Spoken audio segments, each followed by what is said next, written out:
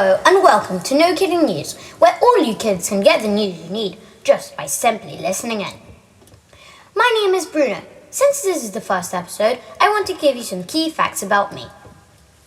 10 years ago, I was born in San Francisco, USA, to two Italian parents, and now I live in London. For as long as I can remember, I've loved knowing what happens in the world around me. But I hate the boring, complicated, old-fashioned way that the newscasters and podcast presenters usually talk. So I promise to keep you informed, but also engaged. Since I started my life in the USA, I thought our podcast should start there too. This year's hottest topic, aside from something that rhymes with COVID-19, is the presidential election on the 3rd of November. Who will win? Who will fall? How many controversies can Trump cause this week? No idea? Me neither. So let's get back to the basics. Drum roll, please.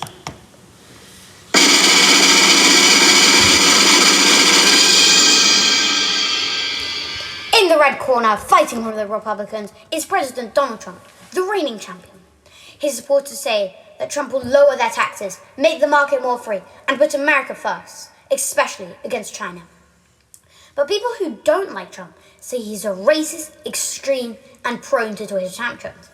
In the blue corner, fighting for the Democrats, is former Vice President Joe Biden, hoping to reclaim his throne. Biden's supporters say that he will address climate change by introducing clean energy and electric cars, and tackle the health crisis dealing with COVID-19 and giving Americans affordable healthcare. While people on the other side think he wants to kill the economy and force the country into lockdown.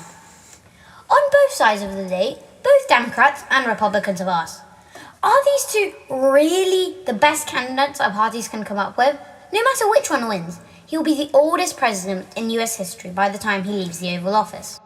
The only living president who is older than them is Jimmy Carter, and he's 95.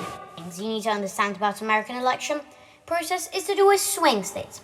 What are swing states, you asked? Well, most states either stick with being red, meaning Republican, or blue, meaning Democrat. For example, Texas hasn't voted for Democrats since 1976. On the other hand, states like New York and California have been blue for decades. But why does that matter? Doesn't every person get one vote? No, this is where it gets tricky. Instead of the country is split up into electoral colleges. People's individual votes determine whether their electoral colleges is red or blue. The candidate who wins at least 270 electoral colleges will win the election, even if more people have voted for the other guy. This hardly ever happens, but guess what? The last time it did was in 2016 when Donald Trump beat Hillary Clinton. Most of the states and electoral colleges are stuck being blue or red and are unlikely to change. This means that the big, bad battles take place in the swing states, which often change their votes. They end up deciding who wins enough electoral colleges to become president. The main swing states this year are Florida and North Carolina. However, people are really worried about Pennsylvania. This is because Pennsylvania has a law allowing mail voters to send in their vote up to 3 days after voting closes.